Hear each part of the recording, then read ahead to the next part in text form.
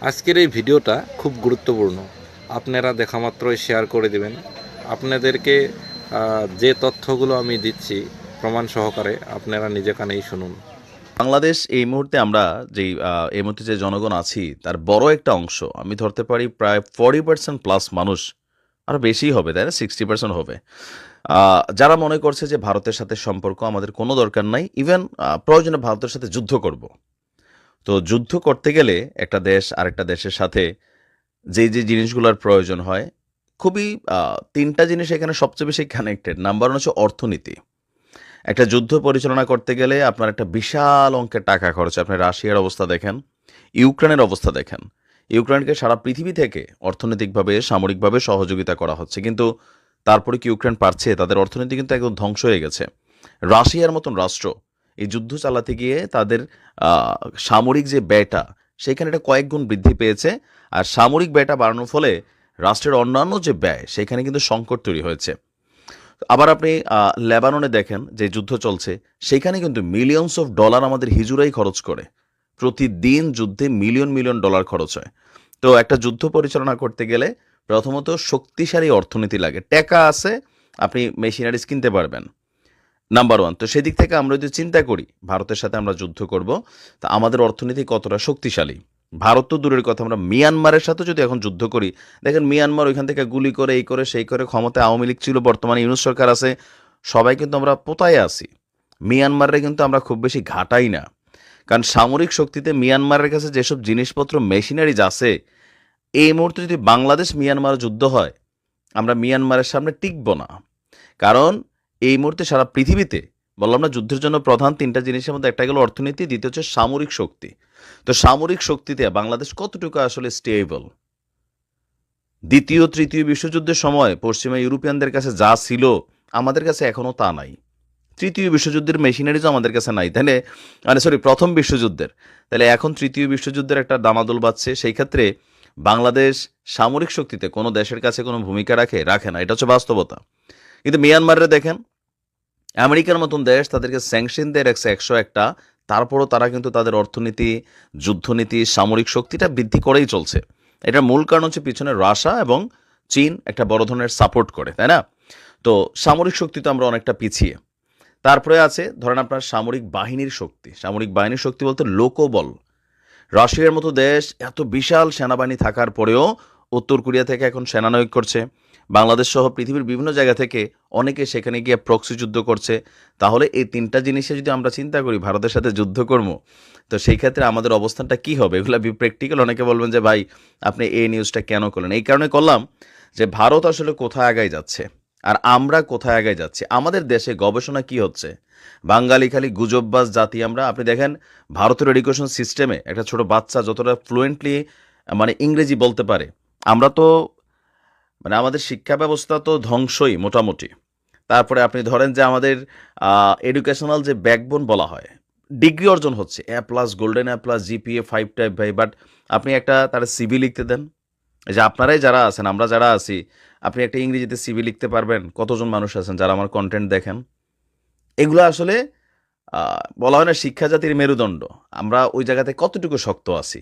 বাংলায় তো একটা সিভি লিখতে পারি না, বা একটা নিজের বায়োডাটা লিখতে দিলে বহুত মানুষ বহুত বানান ভুল করি। তো সেদিক থেকে ভারত আমাদের অনেক এগিয়ে আছে, এটা হচ্ছে বাস্তবতা।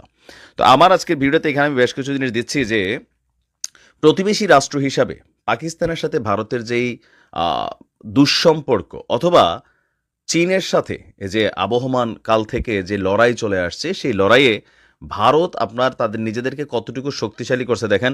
চীনকে কাভার করার জন্য বা চীনকে টেক্কা দেওয়ার জন্য তারা কিন্তু সমান তালে তাদের প্রযুক্তি খাত, সামরিক খাত, ক্ষেপণাস্ত্র খাত, মহাকাশ খাত, প্রত্যেকটা জিনিস কিন্তু তারা সেই লেভেলে নিয়ে গেছে। সর্বশেষ তারা যেটা এখানে আবিষ্কার করছে, সাবমেরিন থেকে পরমাণু অস্ত্র বহনে সক্ষম ব্যালিস্টিক ক্ষেপণাস্ত্র।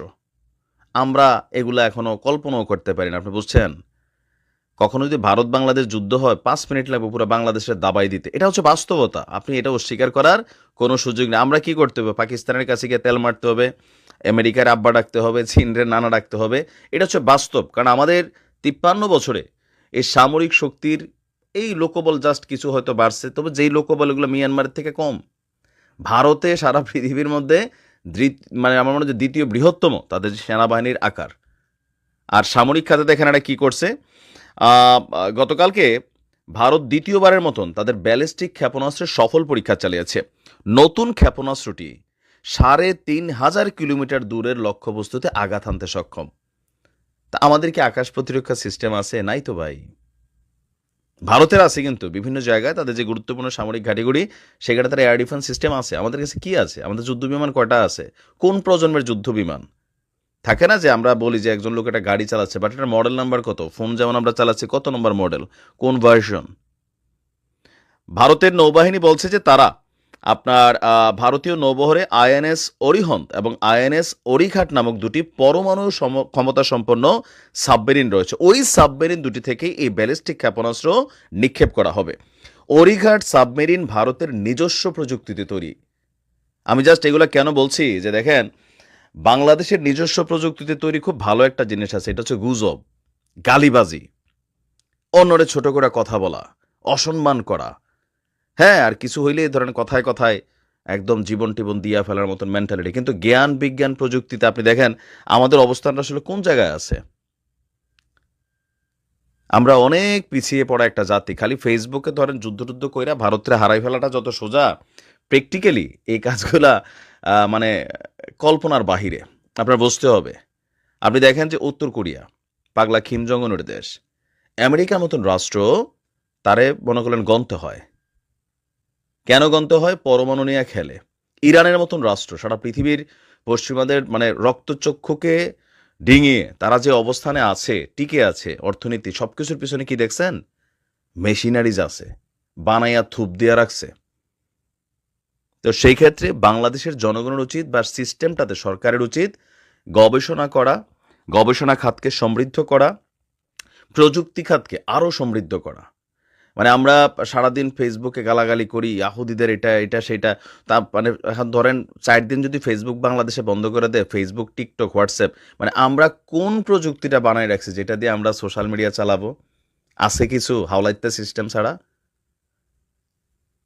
বাংলাদেশে একমাত্র দেশ আমার কাছে মনে হয় মাঝে মাঝে আর কি, যে টাকা পয়সা ঠিকই আছে কিন্তু আমরা গবেষণা খাতকে এত হালকাভাবে নিচ্ছি যে এখান থেকে ক্রিয়েটিভ জিনিস তৈরি হচ্ছে না। যারা মেধাবী পোলাপাইন এরা স্কলারশিপে দেশের বাহিরে চলে যাচ্ছে, ভালো বেতনে সেইখানে তাদের মেধাকে বিক্রি করে দিচ্ছে। আর আমাদের দেশের সরকারগুলা কখনো এই মেধাবীরা আনে না। চোর বাটপার যেগুলোর দিয়ে ধান্দা করা যায় এগুলোরা এনে মনে করলেন ডাইকা ডুইকা চেয়ারের মধ্যে বসে, ওই যে তাসকিমে খান, পুরো রাষ্ট্র তারা ঠেল্লা ওয়াসার থেকে নামাইতে পারে নাই। তো এই সকল বাটপারদের যখন আইনা বসায় তো রাষ্ট্রের উন্নতি কিভাবে হবে? আমি মনে করি ভারত বলেন, পাকিস্তান বলেন, যাদের সাথে কেউই স্টেবল কোনো মিত্র হয় না কূটনীতিতে। আজকে ভারতের সাথে খারাপ সম্পর্ক, কালকে ভালো হবে, আজকে মিয়ানমারের সাথে খারাপ, কালকে ভালো হবে, ভবিষ্যতে যুদ্ধ হইতে পারে। তো সেটার জন্য আমাদের প্রস্তুতি কি? মুখে মুখে খালি আপনি লাভ দিয়া মানে একদম রাস্তায় নেমে জিহাদ করে ফেলবেন, দুম দিয়া ফেলবেন, এই রাস্তায় পড়ে থাকবেন। ওই একটা মারবো ভারত থেকে ৩,৫০০ কিলোমিটার দূরে পুরো একটা ডিস্ট্রিক্ট ডাবাই ফেলবো। আর বৈশ্য মাইক দিয়ে গালাগালি করা ছাড়া সীমান্তের উপর আর কিচ্ছু পাঠানো যাবে না। সো আমাদের সরকারে যিনিই থাকেন, যারাই আসেন, এই সেক্টরগুলোকে ডেভেলপ করা দরকার। লড়াই হোক আর না